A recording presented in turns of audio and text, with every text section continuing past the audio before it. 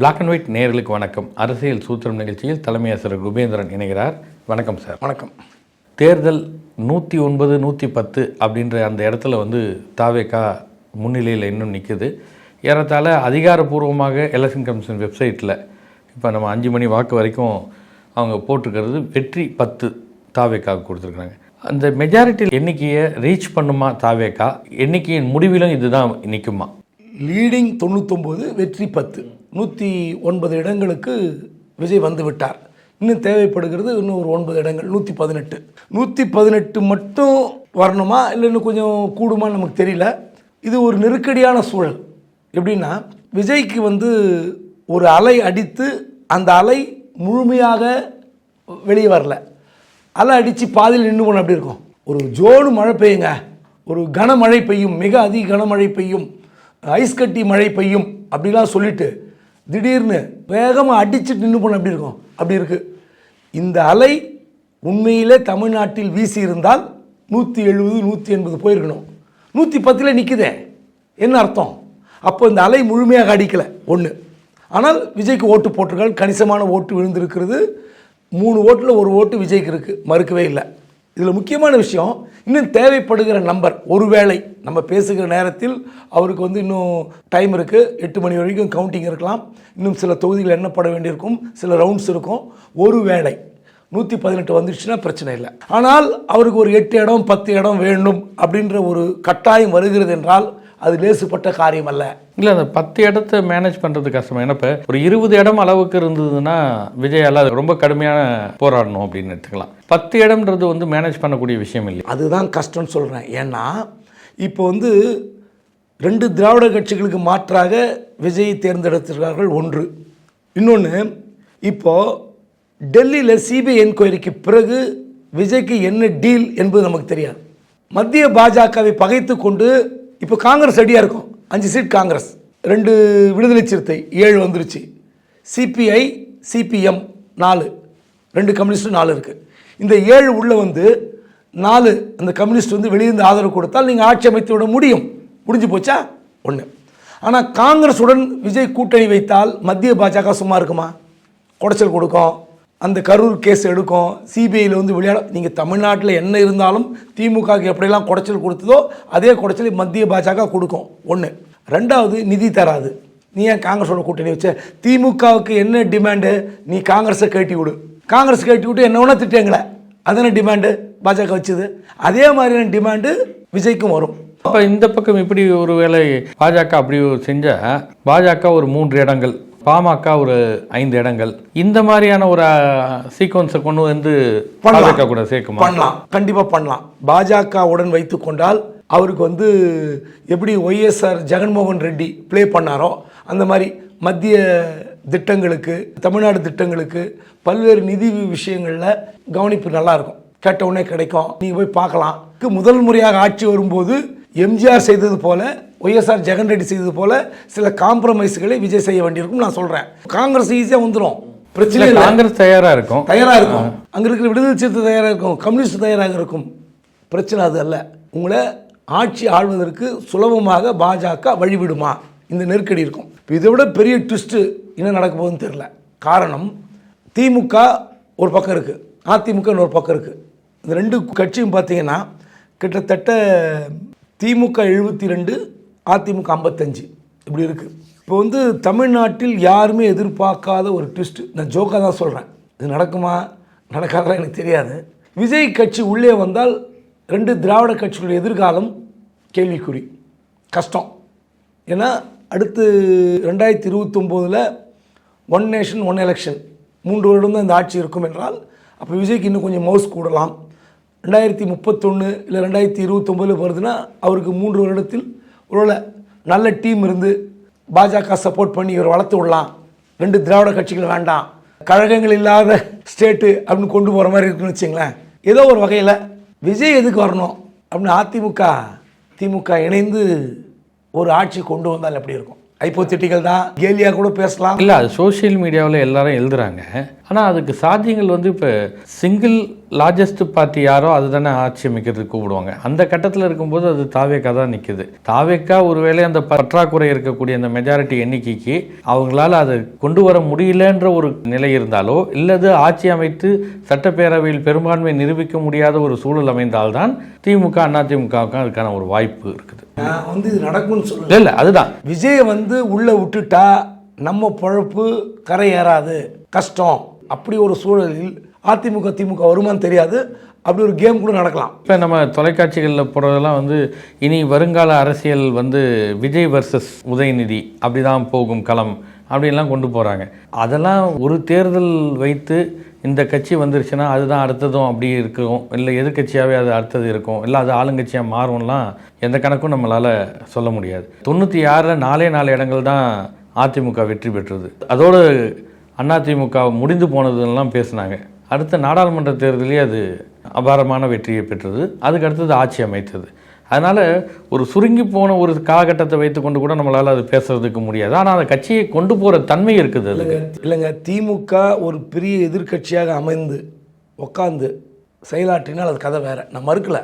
சிறந்த எதிர்கட்சியாக செயல்படுவதற்கு திமுக அனைத்து தகுதி இருக்கும். ஆளுங்கட்சியாக இருந்தால் கோட்டை விடும். தொடர்ந்து ஆளுங்கட்சி 2வது முறை 2.0 என்னெல்லாம் பண்ணீங்க, எத்தனை ஸ்கீம் போட்டீங்க, நீங்கள் அடுக்கவே முடியாது, சொல்லவே முடியாது, ஞாபகமே இருக்காது. ஒரு பத்திரிகையாளனுக்கு இருக்கிற ஞாபகம் ஒரு காமன் மேனுக்கு இருக்கிற ஞாபகம் வேறு. அப்போது எத்தனை திட்டங்கள், 1000 உரிமை தொகை, விடியல் பயணம், புதுமை பெண், அப்புறம் காலை சிற்றுண்டி திட்டம், அதுக்கப்புறம் அயலக படிப்புக்கான திட்டம், இப்படி திட்டங்கள் எண்ணற்ற திட்டங்கள். இதை தவிர லேப்டாப் கடைசியாக இவ்வளோ திட்டங்கள் கொடுத்து ஏன் ஜெயிக்கல? இதை விட பெஸ்ட்டு ஸ்கீம்ஸ்லாம் இருக்க முடியுமா? நம்மளே ஆச்சரியப்பட்டு போனோம். அப்போ இத்தனை திட்டங்கள் கொடுத்து முதலமைச்சரே குளத்தில் தோக்குறாரு. இதை விட கொடுமை வேறு எதுவுமே இல்லையே. தாவேக்கோட வேட்பாளர் திமுக இருந்தவர், புரஷவாக்கத்தில் மாவட்ட செயலர், எம்எல்ஏ. அதுலேருந்து பிரித்து தான் குளத்தூர் உருவாக்குறாங்க. குளத்தூர் உருவான போது 2011 அவர் நிற்க வேண்டான்னு சொல்லி ஒரு ஆள் அனுப்பி கூல் பண்ணாங்க. யார? விஎஸ் பாபுவை. அப்படிப்பட்ட நபர் திமுகலேருந்து விலகி அதிமுகவில் சேர்ந்து, அதிமுகலேருந்து ஒரு மாதத்துக்கு முன்பு தாவேக்கால சேர்ந்து அவர்கிட்ட முதலமைச்சர் தோக்குறாருங்க. ஆச்சரியமாக இருக்குது. நீங்கள் மாதத்துக்கு 8 முறை இருப்பார். எந்த முதலமைச்சரும் அவருடைய சொந்த தொகுதியை இந்த மாதிரி பார்த்தா நீங்கள் சொல்ல முடியுமா? அங்கே கம்ப்யூட்டர் கிளாஸ், பள்ளிக்கூடங்கள், மருத்துவமனைகள், ஒரு சட்டமன்ற தொகுதியில் இப்படி திட்டங்கள் இருக்க முடியுமா? 2000 கோடி இருக்கும். ரோடு ப்ராஜெக்ட்ஸு அத்தனை செலவு செய்து முதலமைச்சர் தோற்கிறார் என்றால் அப்போ இந்த மக்கள் அந்த நன்றியை நினைக்கலன்னு அர்த்தமா? இல்லைப்பா, அதை கடந்து வேறு ஏதோ மக்களுக்கு பிரச்சனை இருக்குது, அதில் கவனம் இல்லை அப்படின்னு தானே எடுக்கணும். அதை நீங்கள் ஆளுங்கட்சிக்கு எதிரான ஒரு மனநிலை இருக்கலாம். அரசு ஊழியர்கள், ஆசிரியர்கள், போலீஸ், ரெவன்யூலாம் இல்லை. அரசு ஊழியர்கள், ஆசிரியர்கள் எல்லாத்துக்குமே நிச்சயமாக எதிர்ப்பு மனநிலை தான் இருக்கும். அதில் ஒன்றும் சந்தேகமே இல்லை. ஆனால் அதையும் கடந்து திமுகவுக்கு ஓட்டு வந்திருக்குது, தபால் வாக்கு அப்படின்றத நம்ம பார்க்கும்போது பரவாயில்லன்னு தான் பார்க்கணும். அவ்வளோதான். தபால் ஓட்டு விடுங்க. இந்த ஸ்கீம்ஸ் படி தமிழ்நாட்டிலே அந்த குளத்தூர் எத்தனை ஸ்கீம்ஸ் இருக்கும், முதலமைச்சர் தொகுதி எப்படி பார்த்துப்பார். அப்படி இருக்கும்போது அங்கே முதலமைச்சர் தோக்குறார் என்றால் 8000 10,000 ஓட்டில் தோக்குறாருன்னா இவ்வளோ கொடுமைங்க. அது ஆச்சரியமாக இருக்குது. அப்போது இந்த அலை சென்னையை சுற்றி இருக்கிற புறநகர் மாவட்டங்கள் ஒரு பெரிய எழுச்சி தருகுது விஜய்க்கு. நான் என்ன கேட்குறேன், பெரம்பூரில் போட்டியிடுறார். அப்போ பக்கத்து தொகுதியில் அதனுடைய தாக்கம் இருக்கும் என்பதை திமுக ஏன் உணரலை? பெண்ணுன்னு ஒரு ஏஜென்சி இருக்குது, எப்படி வேலை பார்த்துருப்பாங்க, எவ்வளோ சர்வே எடுத்திருப்பாங்க, உளவுத்துறை இருக்கும், எத்தனை சர்வே எடுத்திருப்பாங்க. சார் இங்கே சரியாக இல்லை, நீங்கள் தொகுதி மாறுறீங்களா, திருவாரூர் போகிறீங்களா, அப்பா மாதிரி வெளியூர் போயிடுறீங்களா, இங்கே பெரம்பூரில் போட்டியிட்டால் அதன் தாக்கம் பக்கத்து தொகுதியில் எதிரொலிக்கும், திருவிக்காரர்கள் எதிரொலிக்கும், குளத்தூரில் எதிரொலிக்கும், எக்மோரில் எதிரொலிக்கும், கொஞ்சம் கேர்ஃபுல்லாக இருங்க. ஏன் சொல்லலை?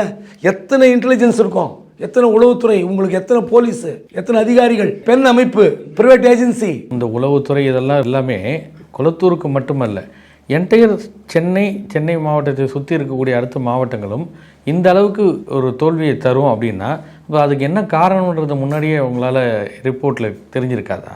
நீங்கள் முதலமைச்சர் தன்னுடைய கட்சிக்காரனை முதலில் மகிழ்ச்சியாக வைக்கவில்லை. ஃபஸ்ட்டு நீங்கள் செஞ்சதெல்லாம் சொல்லி காட்டலாம், நான் மறுக்கவே இல்லை, நல்ல ஸ்கீம்ஸ், நான் அதை மறுக்கவே மாட்டேன் திமுகவில். ஆனால் கட்சிக்காரனை ஹாப்பியாக வச்சுக்கல.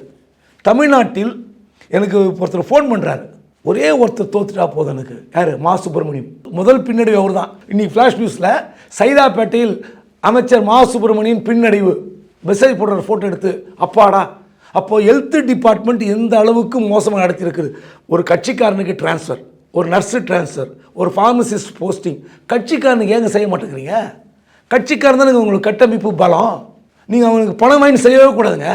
ஆனால் பணம் வாங்கிட்டு பல போஸ்டிங் போட்டிருக்காங்க. அவர் அங்கே போர்டு போட்டார், யார்? மா சுப்பிரமணியம். பணியிட மாறுதல் போஸ்டிங் கேட்டு என் அலுவலகத்துக்கு யாரும் வரக்கூடாது. யாரும் போடுவோனா? ஒரு கட்சிக்காரன் எதுக்கு வருவான்? கட்சிக்காரன் எதுக்கு வருவான்? அமைச்சர் எதுக்கு பார்க்க வருவான்? நாமக்கல் ஒன்றிய செயலாளர் இல்லை நாமக்கல் எம்எல்ஏ எதுக்கு வருவான்? இவர் எங்கள் அத்தை பொண்ணு மாற்றி கூடியா கேட்பானா? கேட்க மாட்டானா? போர்டு போட்டார் மா சுப்பிரமணியம். அதனுடைய பலன் இது. நீங்கள் ஒரு 500,000 வாக்கு வித்தியாசத்தில் 15,000 வாக்கு வித்தியாசம் தோக்குறீங்க. காரணம் என்ன? எல்லா அமைச்சர்களும், நான் பள்ளி கல்வித்துறை அமைச்சர் அன்பில் மகேஷ், நேரு தான் ஃபஸ்ட்டு தோல்வின்னு போட்டாங்க, அப்புறம் ஜெயிச்சிட்டாரு. மகேஷ் பள்ளி கல்வித்துறையை நடத்தினாரா? அவர் விட்டுட்டாரு. கடைசி 10 மாதங்கள் ஆசிரியர்கள் பேச்சுவார்த்தை ஏவாவலுக்கு ஏவாவலுக்கு அந்த துறைக்கு என்னங்க சம்பந்தம்? இன்னும் சீனியர் அமைச்சராக இருக்கட்டும், பள்ளி கல்வித்துறை அமைச்சர் நான் தான் போவேன் சார், சிஎம் கிட்ட சொல்லிட்டு வாங்க. நீங்கள் 2021 ஆட்சிக்கு வரும் முன்பு பகுதி நேர ஆசிரியர்களை முழு நேர ஆசிரியர் ஆக்குகிறோம், கம்ப்யூட்டர் ஆசிரியர்களை பணி நிரந்தரம் செய்கிறோம், சேலரி நாங்கள் சரி பண்ணுறோம், இதெல்லாம் சொன்னீங்களா? ஏன் செய்யலை? நீங்கள் அரசு ஊழியர்களும் ஆசிரியர்களும் தான் திமுகவுக்கு பிரச்சார பீரங்கிகள். அதிமுகவில் ஏற்கனவே பெரிய கடும் எதிர்ப்பு. ஆசிரியர்கள் சம்பளம் வாங்கி போயிட்டாங்க, அவங்களுக்கு கொள்ள லாபம் அப்படிலாம் பேசுகிற எடப்பாடி, கொள்ளையாக சம்பாதிக்கிறாங்க அப்படின்னாங்க. அந்த எதிர்ப்பு தான் திமுக பலன் கொடுத்தது. நீங்கள் அத்தனை வாக்குறுதி கொடுத்தீங்க, ஆனால் அரசு ஊழியர்களை புது ரெக்ரூட்மெண்ட் கிடையாது. எவ்வளோ ரெக்ரூட்மெண்ட் பண்ணீங்க? நீங்கள் இத்தனை ஸ்கீம் போட்டிங்களா? இவ்வளோ 1000 நீங்கள் 1000 ரூபாய் உரிமை தொகை 1,31,00,000 பேர் கொடுத்தீங்க. எவ்வளோ? 12,500 கோடி. 12,500 கோடி 5 வருஷம் என்னாச்சுங்க? மாதத்துக்கு 12,500 கோடி என்னாச்சு? 5 வருஷம். இத்தனை கோடிகளை நீங்கள் புது ரெக்ரூட்மெண்ட் போட்டு வேலை கொடுத்துருந்தீங்கன்னா காலம் ஃபுல்லாக திமுக ஓட்டு போட்டிருப்பான். 3 லட்சம் 4 லட்சம் பேர் போட்டால் என்னாச்சு? ஒரு 1,00,000 பேர்னா 3 ஓட்டுங்க. ஏற்கனவே 12-13 லட்சம் ஓட்டு கவர்மெண்ட் எம்ப்ளாயி, பென்ஷனர்ஸ் ஒரு 8 லட்சம் 20 லட்சம் புது ரெக்ரூட்மெண்ட்டு போட்டிருந்தீங்கன்னா காலம் ஃபுல்லாக ஓட்டு போட்டிருப்பான். நீங்கள் அவங்கள கடைசி நேரத்தில் பென்ஷன் ஸ்கீம் இஎம் பூசின மாதிரி இருக்கணும், இஎம் பூசாத மாதிரி இருக்கணும், அப்படி ஒரு பென்ஷன் ஸ்கீம் கொடுத்து அதுலேயே நீங்கள் தோல்வி. விமர்சிக்கிறாங்க தலைமைச் செயலக ஊழியர்கள். நீங்கள் திமுக ஆட்சியை மீண்டும் கொண்டு வர மாட்டோம் அப்படின்னு யார் சொல்கிறா?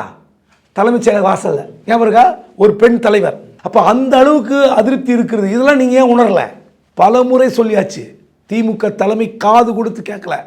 சரி, இது விடுங்க. அமைச்சர்களை கூப்பிட்டு பேசுகிறதே கிடையாது திமுக தலைவர்.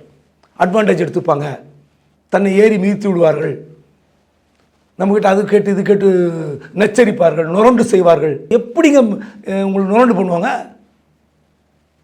நீங்கள் கடுமையாக திட்ட வேண்டியது, அப்புறம் பதவியும் கொடுக்க வேண்டியது. துரைமுருகன் எதுக்கு நிற்க வைக்கணும்? எதுக்கு நிற்க வைக்கணும்? 87 வயது. அவருக்கு பேசுகிறதே புரியல. கடைசி சட்டமன்ற கூட்டத்தொடரில் கலந்துக்க முடியல. 1 மாதத்துக்கு முன்னே இடுப்பு உடஞ்சி சர்ஜரி பண்ணி வராரு. அவருக்கு சீட்டு தரீங்களே, நியாயமா அது? இன்றைக்கி அந்த இடத்துல அதிமுக வேட்பாளர் ராமு ஜெயிக்கிறார். காட்பாடி தொகுதியில் விசில் ஜெயிக்கல, அதிமுக வேட்பாளர் ராமு ஜெயிக்கிறார். காரணம் என்ன? எப்படிப்பட்ட தொகுதி? ஏன் விடுறீங்க நீங்கள்? ஒரு நல்ல வேட்பாளர் போட முடியல. ஸோ பல சீனியர்களை நீங்கள் கழித்து கட்டியிருக்கணும், நல்ல வேட்பாளர்களை போட்டிருக்கணும். இப்படி ஒரு முடிவு எடுத்ததுனாக்க இன்னும் நெருக்கடி வந்திருக்காங்க அதிமுகவுக்கு. அதெல்லாம் ஒன்றும் கிடையாது. அதெல்லாம் நெருக்கடியே கிடையாது. முதலமைச்சர் போட்டியிடுகிற கொளத்தூர் தொகுதியிலே தட்பவெட்ப நிலையை உணர முடியலன்னா நீங்கள் தமிழ்நாட்டில் 234 தொகுதியை உணர்ந்திருப்பீங்களா? இப்போ நாளைக்கு கேட்பான், பேப்பர் பார்ப்பான், முதலமைச்சர் கொளத்தூர் தொகுதியில் தோல்வி. எங்க முதலமைச்சரே இந்த தொகுதியில் தோக்குறாருன்னா அப்போ 233 தொகுதியில் என்ன நிலைமைன்னு முதலமைச்சருக்கு தெரியுமா? சாதாரண டீ கடைக்காரன் கேட்பாங்க, டீ கடை டீ குடிச்சிட்டு அரசியல் பேசுவார்ல, கேட்பான். இந்த தொகுதியில் முதலமைச்சர் தோக்குறாருன்னா அட என்னங்க மற்ற தொகுதி பற்றி அவர் ஒன்றுமே தெரிலன்றான். ஸோ நீங்கள் சீனியரை கழித்து கட்டிட்டு கட்சிக்காரன் நீங்கள் ஹாப்பியாக வச்சுக்கல, இது ஒன்று போதுங்க. மிகப்பெரிய பாடம். பல முறை சொல்லியாச்சு. அதிகாரிங்க பேச்சை கேட்காதீங்க, சொந்தமாக முடிவெடுங்க. நீங்கள் சொந்தமாக முடிவெடுங்க, நீங்கள் எடுக்கணும் முடிவு. ஒரு டிஜிபி போஸ்டிங்கா அதிகாரிகள் அவங்க லாபி, சீஃப் செக்ரட்டரி போஸ்டிங்கா அவங்க சொல்கிற லாபி. ஒரு அமைச்சர் தன்னுடைய மாவட்டத்திற்கான எஸ்பி கலெக்டர் முடிவெடுக்க முடியாது. வழக்கமாக கேட்பாங்க, எல்லா ஆட்சியிலும் கேட்பாங்க. உடனே பார்க்குறவங்களுக்கு புதுசாக இருக்கும். அது எஸ்பி கலெக்டர் அமைச்சர் கேட்கலாமா? எல்லா ஆட்சி காலத்திலும் அமைச்சர்கள் வேண்டுகோள் வைப்பார்கள், இந்த எஸ்பி போடுங்க, இந்த கலெக்டர் போடுங்க, எங்களுக்கு ஸ்கீம்ஸ்லாம் செய்யணும், இதெல்லாம் வேணும். திமுகவில் 33 அமைச்சர்கள், ஸ்டாலின் உதயநிதி விட்டுருங்க, 33 அமைச்சர்கள் கேட்ட கலெக்டரும் கிடைக்காது, கேட்ட எஸ்பியும் கிடைக்காது. அவங்க எழுதி கொடுப்பாங்க ஸ்லிப்பு முதலமைச்சர் அலுவலகத்துக்கு, அது கிழிச்சு குப்பை தொட்டில் போட்டுருவாங்க. உதயச்சந்திரன் தான் முடிவெடுப்பார். உதயச்சந்திரன் எடுக்கிற முடிவு தான் தமிழ்நாட்டினுடைய தலைவிதி. திமுக தலைமை எடுக்கிறது தலைவிதி இல்லை, அவர் எடுக்கிறது தான். உதயச்சந்திரன் தான் இந்த ஆட்சிக்கு அவர் பெயரை தேடி கொடுத்தவர். இந்த ஆட்சியை திமுகவை நடுரோட்டில் நிறுத்தியவர் வேறு யாரும் கிடையாது, உதயச்சந்திரன். அடுத்து டிஜிபி டேவிட்சன், அவர் தான் இன்டெலிஜென்ஸில் ஃபஸ்ட்டில் இருந்தார், அவர் தான் ஏடிஜி லாண்ட் ஆர்டராக இருந்தார். ஏன் உங்களுக்கு தெரியாதா? இப்போ இதெல்லாம் இப்போ நீங்கள் தட்பவெட்ப நிலையை உளவுத்துறை கையில் வைத்திருந்த டேவிட்சனுக்கு தெரியாதா யார் தப்பு பண்ணாங்கன்னு? ஒரு அமைச்சருக்கு பிஎஸ்ஓ கேட்குறாங்க. ஒரு அமைச்சர் இப்போ ஜெயிச்சார் அவர், அந்த அமைச்சர் எனக்கு ஒரு பிஎஸ்ஓ கொடுங்க, பழைய பிஎஸ்ஓன்னு. அவர் கொடுக்க முடியாது, அவர் வந்து சரியில்லாத ஆள். அதான் அமைச்சர் கேட்டார், நீங்கள் போட்ட ஆளெல்லாம் சரியான ஆட்களா இல்லை யோகியமான ஆட்களா, லஞ்சம் வாங்காத ஆட்களான்னு கேட்டார். யார்? டேவிட்சன் கிட்ட. அப்போது இவங்க எடுக்கிற அந்த அதிகார முடிவு இருக்குல்ல, அந்த அதிகாரத்தின் முடிவை நீங்கள் ஏன் எடுக்கிறீங்க? ஒரு அமைச்சருக்கு இல்லாத உரிமை. இன்றைக்கி வந்து யார் அரசியலை பார்ப்பா? இன்றைக்கி யார் அரசியல் நடத்துவா? டேவிட்சனா உதயச்சந்திரனா? நீ கையை தட்டிட்டு விஜய் கிட்ட போய் நிற்பாங்க, ரெண்டு பேரும் போய் சொல்லிட்டு அடிப்பாங்க, எங்களால் தான் இந்த ஆட்சி சிறப்பாக திட்டங்கள் கொண்டு வந்து எங்களை வச்சிங்கன்னு சொல்லுவாங்க. வெக்கமே இல்லாமல் கேட்பாங்க. ஸ்டாலின் செய்த மிகப்பெரிய தவறு அதிகாரியை நம்பியதான். அமைச்சர்கள் கிட்டே போய் பேச முடியல. இல்லாட்டி மேற்கு மண்டலத்தில் கிருஷ்ணகிரி, தர்மபுரி இந்த தொகுதியில் கவர்மெண்ட் ஸ்கீமே உள்ளே போலங்க. இந்த 1000 ரூபாய் உரிமை தொகை சில விஷயங்களை தவிர பல ஸ்கீம் உள்ளே போல. இப்போ அந்த போனாங்களே டீம் எலெக்ஷன் இன்சார்ஜ்லாம், அவங்க சொன்னது 15-16 வேட்பாளர்களை மாற்றி போட்டது இன்னும் தப்பு. பல வேட்பாளர்கள் மாற்றி போட்டாங்க. இப்போ எழும்பூரில் பிரசன்னாவை போட்டாங்க. அவர் வந்து ஒரு டிபேட்டு பேச்சாளர்கள் இல்லைன்னு சொல்ல, அவருக்கு வந்து சட்டமன்ற தொகுதி நிற்கிற தகுதி இல்லைலாம் சொல்ல, நல்ல வேட்பாளர் தான். ஆனால் பரந்தாமல் ஒருத்தர் இருந்தார், ஏன் மாற்றினீங்க? அவர் மேலே அலகேஷன் இல்லையே, எதுக்கு மாற்றினீங்க? சேகர் பாபு அங்கே தாயங்காவை தூக்கிட்டு பழைய எக்மோர் எம்எல்ஏ ரவிச்சந்திரன் தூக்கி போட்டாங்க. அதுவும் சேகர் பாபு முடிவு. சேகர் பாபுக்கு என்ன அவ்வளோ பவர் கொடுத்தீங்க? என்ன ஜெயிச்சு கொடுத்தாரு? 5 தொகுதி குளத்தூர் அவர் தான் இழைச்சி வச்சிருந்தார். முதலமைச்சரை தோற்கடித்து விட்டு துறைமுகத்தில் அமைச்சர் சேகர்பாபு ஜெயிக்கிறார். என்ன கொடுமை! அவர் ஜெயிக்க வச்சிருக்கணுமா இல்லையா முதலமைச்சரை? அந்த தொகுதி இன்சார்ஜ் சேகர்பாபு. சென்னையில் திமுக கோட்டைங்க. எம்ஜிஆர் காலத்தில் இவ்வளோ பெரிய தோல்வி திமுக இல்லை. ஆனானப்பட்ட எம்ஜிஆர் அவரே திமுக கிட்ட தண்ணி குடிச்சவர். ஒரு தொகுதி ஜெயிக்கும் உண்டா இல்லையா? 2 தொகுதி ஜெயிச்சா பெரிய விஷயம். அதை உடைத்து காட்டியவர் ஜெயலலிதா அவர்கள். 7-8 தொகுதி ஜெயிச்சது 2001. ஆனால் மீதி இருக்கிற 8 தொகுதியை வந்து திமுக ஜெயிக்கும். அப்படிப்பட்ட ஒரு சென்னையை, திமுக கோட்டையை சர்வநாசமாக்கியது மா சுப்பிரமணியன், சேகர்பாபு. இன்னும் அநியாயங்க இதெல்லாம். கட்சிக்காரன் எங்கே நீங்கள் வச்சுக்க, எல்லாம் கிஃப்ட்டு. அதாவது இன்னொரு மாவட்ட செயலர் இருக்கார், free tour Thailand, Colombo, Singapore, Malaysia. ஏங்க இதுவாக கட்சி நடத்துறது? என்ன கம்பெனி நடத்துகிறீங்க?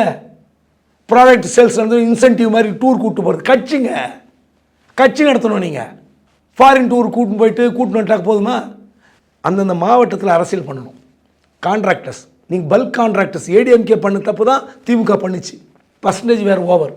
ஏன் திமுகவை ஆதரித்த, திமுகவுக்காக தொழில் நடத்தி கொண்டிருக்கிற கான்ட்ராக்டர்ஸ் யாருமே மதிக்கலை. அல்ல அன்கோ ஏடிஎம்கே ஆட்சி காலத்தில் யார் நடத்தாங்களோ அதே கான்ட்ராக்டர் தான் டிஎம்கே ஆட்சி காலத்தில். திமுக எப்படி செயல்படணும் அப்படி செயல்படல. அதோட விளைவு இது. மிகப்பெரிய விலை கொடுத்துருக்குது திமுக. கொஞ்சம் நெஞ்ச விலை இல்லை. நீங்கள் எதிர்கட்சி அவர்களோட வந்தது நல்லது. மிக சிறந்த எதிர்கட்சியாக செயல்பட்டால் தான் 2029 2031 நடக்க போகிற தேர்தலில் திமுகவுக்கு மவுசு இருக்கும். இல்லைன்னா திமுக தண்ணி குடிக்கும். இந்த தேர்தல் முடிவுகள் தாவேகாவுக்கு ஒரு பெரிய எழுச்சி, ஒரு அலை. திமுகவுடைய தோல்விக்கு என்ன காரணங்கள் எப்படிலாம் இருந்தாலும், இந்த கரூர் சம்பவம் தாவேகாவுக்கு ஒரு ஃபேவராக இருந்தால் கரூரில் வந்து தாவேகா வெற்றி பெற்றிருக்கணும். ஆனால் கரூரில் பழி வாங்கப்பட்டோம், பழி சுமத்தப்பட்டது அப்படின்லாம் விஜய் பிரச்சாரங்களில் பேசி கூட ஏன் கரூர் தொகுதி தாவேகா வசமாகாமல் போயிடுச்சு? இப்போது அருமையான கேள்வி கேட்டீங்க. எல்லா தொகுதியிலும் பணம் கொடுத்தாங்க. பணத்தை வாங்கி கொண்டு விஜய்க்கு ஓட்டு போட்டிருக்கார்கள். கிட்டத்தட்ட 234 தொகுதியில் ஒரு 10 தொகுதி தான் தாவேகா பணம் கொடுத்தாங்க. திருநெல்வேலி RS முருகன் கான்ட்ராக்டர் 20 கோடி கொடுத்தாரு, 10 கோடி தான் போய் செஞ்சு 10 கோடி காணாமல் போயிடுச்சு. செங்கோட்டையன் முன்னாள் அமைச்சர், அவர் கொஞ்சம் ஸ்ட்ராட்டஜியாக பணம் கொடுத்துருக்கலாம். ஆதவர்ஜின் வில்லிவாக்கத்தில் பணம் கொடுத்துருக்கலாம். திருச்செங்கோடில் அருண்ராஜ் பணம் கொடுத்துருக்கலாம். இப்படி சில தொகுதியில் பணம் கொடுத்துருக்கலாம். ஆனால் கரூரில் MR விஜயபாஸ்கர் பணம் கொடுத்தார். அதே கரூர் தொகுதியில் திமுகக்காக செந்தில் பாலாஜி பணம் கொடுத்தார். அங்கே 3வது இடம். அப்போது கரூர் தான் தாவேகா கட்சியோட நுழைவு வாசல். அந்த கட்சியினுடைய பிரம்மாண்டமான ஒரு கட்டமைப்பை வந்து கரூர் தான் உருவாக்கியது. 41 பேர் செத்து போனாங்க. அதுக்கு வந்து திமுக தான் காரணம், நான் காரணம்னு ஒப்பாரி வச்சார், அழுதார், நடித்தார். அந்த இடத்துல ஏன் வரல? கரூர் மக்கள் ஏன் தாவேக்காக்கு நீதி கொடுக்கல? அதனால தான் முதல் சொன்னேன், பாதி அலை அடித்து மீதி அலை உள்வாங்கி விட்டு. இப்போ திண்டுக்கல்ல 4000 ரூபாய் திமுக, 3000 ரூபாய் அதிமுக, 7000 ஐநூறு விசிலுக்கு போட்டாங்க. மேற்கு மண்டலத்தில் கோயம்புத்தூர்லாம் பணம் தண்ணியாக போச்சு. அந்த இடத்துலையும் பணத்தை வாங்கிட்டு விசிலுக்கு தான் ஓட்டு போட்டிருக்காங்க. அப்போது உண்மையிலே ஒரு பக்கம் நான் வந்து விஜய் கட்சியை பாராட்டுறேன்.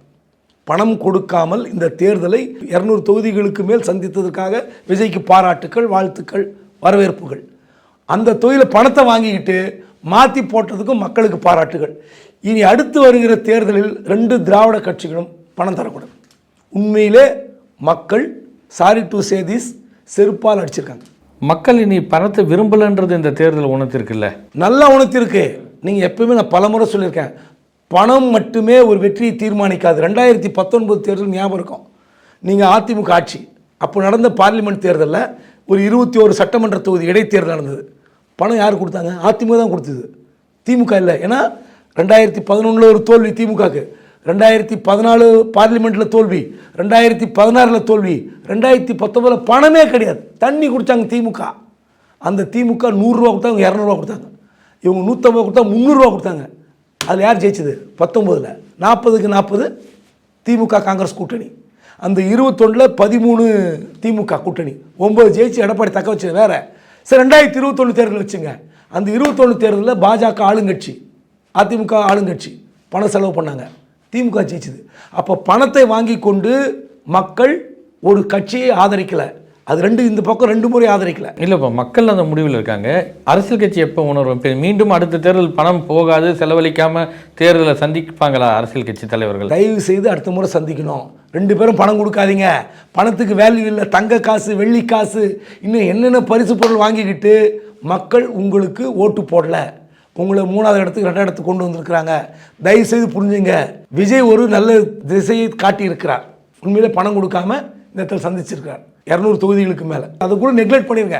அந்த குற்றச்சாட்டு கூட நான் எடுத்துடுறேன். ஆனால் திமுக அதிமுக திருந்தணும். பணம் கொடுக்கக்கூடாது, மக்களும் திருந்தணும். உங்களுடைய உரிமைகளை கேட்டு வாங்குங்கள். பள்ளிக்கூடமாக கட்டித்தர சொல்லுங்கள். நல்ல டாய்லெட்டோட பள்ளிக்கூடம் இருக்கா தமிழ்நாட்டில்? நல்ல மருத்துவமனையில் டாய்லெட் இருக்கா? நல்ல மருத்துவமனை இருக்கா? இத்தனை மருத்துவமனை கட்டி வைத்து விட்டு ஏமாற்றினார்கள். வேலூர் மல்டி ஸ்பெஷாலிட்டி ஹாஸ்பிட்டல், கிண்டிலிருந்து எல்லா திங்ஸும் கொண்டு போய் வச்சாங்க. 10 நாள் மூடிக்கிட்டாங்க. அது யூடியூப்ல வந்து அணைக்கட்டு நந்தகுமார் சொன்னார், ஐயோ நாங்கள் ஹாஸ்பிட்டல் கட்டவே இல்லை. குடியாத்தம் மருத்துவமனை கட்டி முடித்து 6 மாதங்கள் திறக்கப்படவில்லை. இந்த மாதிரி பல மருத்துவமனைகள் உண்டு. அதில் ஸ்டாஃப் கிடையாது, டாக்டர்ஸ் கிடையாது, நர்ஸ் கிடையாது, ஃபார்மசிஸ்ட் கிடையாது, லேப் டெக்னீஷியன் கிடையாது. நீங்கள் இதெல்லாம் போஸ்டிங் போட்டு குறித்த நேரத்தில் திறந்திருந்தால் எங்கேயோ போயிருக்கோம். இது போஸ்டிங் போட்டிருந்தா வேலை வாய்ப்பு கிடைச்சிருக்கும். இதில் சர்வீஸ் கிடச்சிருந்தா மக்கள் வந்து பலனடைஞ்சிருக்க போகிறாங்க. இப்போ ஆட்டோமேட்டிக்காக ஓட்டு வந்திருக்க போகுது. இப்போ இதையெல்லாம் ஒரு பக்கம் கோட்டை விட்டு ஒரு விளம்பர வெளிச்சம், அதில் திட்டங்கள் போகிறது, அந்த திட்டங்கள் பயனாளிகள் வந்து நமக்கு ஓட்டு போட்டாலே போதும், வெற்றி பெற்றுவோம், அந்த கணக்கில் இருந்தனால தான் இந்த தேர்தல் முடிவு. என்ன வருத்தம்னா, சென்னையில் பல சாலைகள் மோசம். இப்படிப்பட்ட சாலை விஷயங்களுக்கு நீங்கள் ஒரு விஷயம் பார்க்கணும். தேர்தல் அறிக்கை விட்ட பிறகு சென்னைக்கு தனியாக சூப்பர் 6 அப்படின்னு ஒரு தேர்தல் அறிக்கை விட்டாங்க. ஏன் விட்டாங்க? மேம்படுத்தப்பட்ட சாலைகள். அப்போது உங்களுக்கு என்ன வருது? நாய்க்கடி தொந்தரவு. நீங்கள் அதிமுக ஆட்சி காலத்தில் போடாத ரோடுக்கு போட்டதாக சொல்லி பணம் எடுத்து விட்டார்கள், ஸ்மார்ட் சிட்டி என்று பணம் எடுத்து விட்டார்கள், இப்படிலாம் கொள்ளையடித்து விட்டார்கள் குற்றம் சாட்டிய திமுக சென்னை நகர சாலை எப்படி வச்சுருக்கணும், பிளாட்ஃபார்ம் எப்படி வச்சுருக்கணும், ஏன் விட்டீங்க? ஏன் கோட்டை விட்டீங்க? மிகப்பெரிய பாவம். நீங்கள் பணம் இருந்தது, உண்மையிலே நிறைய கடன் வாங்கினீங்க. உங்களோட டேஞ்சரஸ் ஜோன் 27%, 25% கடன் வாங்கினீங்க. கடன் வாங்கி கட்டினீங்க மேம்பாலம்லாம் இல்லைன்னு சொல்ல. ஆனால் உள்வட்ட சாலைகள், சென்னைக்கு வெளியே பல நகர சாலைகள் எப்படி இருந்தன, எவ்வளோ மோசம். நான் சொல்கிறேன், நீங்கள் டெய்லி வந்து சினிமாக்காரங்களை கூப்பிட்டு விழா, அவங்க பாராட்டுறாங்க, இவங்க பாராட்டுறது, அப்புறம் வந்து நிறைய பலன் சேர்ந்து நான் மறுக்கலை. விளையாட்டுத்துறை, கல்விக்காக, ஐஏஎஸ் ஐபிஎஸ்க்காக பல திட்டங்கள், தோழி திட்டங்களும் சிறப்பான திட்டம். ஏன் ஓட்டு போடல? 1,31,00,000 பேர் பணம் வாங்கினாங்க, 1000 ரூபாய். எவ்வளோ லட்சம் பேர் ஓட்டு போட்டாங்க? பெண்கள் இல்லை, வரும் நாளைக்கு அன்றைக்கி பிரித்து மேய்ஞ்சிருவாங்க மீடியா. அப்போது வெறும் பலன் அடைந்தவர்கள் உங்களுக்கு ஓட்டு போடுறதை விட அந்த பலன் எப்படி போய் பெனிட்ரேட் ஆகிருக்கு, அது நமக்கு காலங்காலமாக ஓட்டாக மாறுவதற்கு என்ன செய்ய வேண்டும், அது ரொம்ப முக்கியம். நீங்கள் போக்குவரத்து தொழிலாளருக்கு இன்ன வரைக்கும் அந்த செட்டில்மெண்ட் போய் சேரலைங்கிறாங்க. அவங்க ரொம்ப சொற்ப தொகை தான், ஆனால் அது எத்தனை குடும்பத்தை பாதிக்கும். அதுக்காக ஒரு ஏராளமான போராட்டங்கள் நடத்தினவங்க. நீங்கள் அதான் சொல்லணேன், போராட்டத்தின் விளைவாக உருவான கட்சி திமுக. எல்லா போராட்டத்தையும் பார்த்த கட்சி. ஆனால் அந்த கட்சி போராட்டம் நடத்துவதற்கு அனுமதி கிடையாது, தடை. எந்த சங்கம் போராட்டம் கண்டாலும் அனுமதி கிடையாது. கல்லூரிகளில் தேர்தல் அதிமுக ஆட்சி காலத்தில் நிறுத்திட்டாங்க, மாணவர் சங்க தேர்தல் நிறுத்திட்டாங்க. அந்த மாணவர் சங்க தேர்தல் நடத்தியிருந்தால் உங்கள் கட்சி வளர்ந்துருக்கும். கம்யூனிஸ்ட் கட்சி சிஐடி மட்டும் தான் போராடும் மாணவர் சங்கத்தில். திமுக அதிமுகலாம் மாணவர் சங்க தேர்தல் நடத்தியிருந்தால் அங்கு தான் அரசியல் வந்து பயிற்றுவிக்கப்படும், அங்கு தான் அரசியல் வந்து கற்றுக்கொள்வார்கள். அந்த மாணவர் சங்க தேர்தல் ஏன் நிறுத்தினீங்க? இந்த பிரச்சனை உங்களுக்கு. அப்போது இதெல்லாம் யார் சொல்லித்தரணும்? திமுக அதிமுகவுடைய முதுகெலும்பாக இருக்கிற விஷயங்களை தூக்கி தூரம் போட்டுட்டு இன்றைக்கி வந்து பசங்க வந்து விஜய் மோகத்தில் இருக்காங்க. ஆமாம், விஜய் மோகம், ரசிக மோகம், பெண்களுக்கும் விஜய் மீது மோகம். ஆனால் அந்த மோகம் பாதி தான் அடிச்சிருக்கு. முழுமையாக அடித்திருந்ததுன்னு வச்சுங்களேன், திமுக காணாமல் போயிருக்கும், அதிமுக காணாமல் போயிருக்கும். மிகப்பெரிய தவறை 2 திராவிட கட்சிகள் செய்திருக்கிறது. இன்னும் அடுத்தடுத்து நடக்க போகிற விஷயங்கள் வேறு இருந்தாலும் பல விஷயங்கள் விவாதிக்க போகிறோம். ஆட்சி எப்படி அமைக்க போகிறாங்கன்னு பார்க்க போகிறோம். எதிர்பாராத விதமாக நான் சொன்னல, ஒரு தொழிலதிபர் தான் அந்த கற்பனை கதையை சொன்னார். திமுக அதிமுக சேர்ந்து விஜய் வரவிடாமல் தடுத்தால் என்ன நடக்கும், இதுவும் சொன்னாங்க. எது நடக்குதோ இல்லையோ தமிழ்நாட்டுக்கு நல்லது நடந்தால் சரி. நன்றிங்க சார். நன்றி.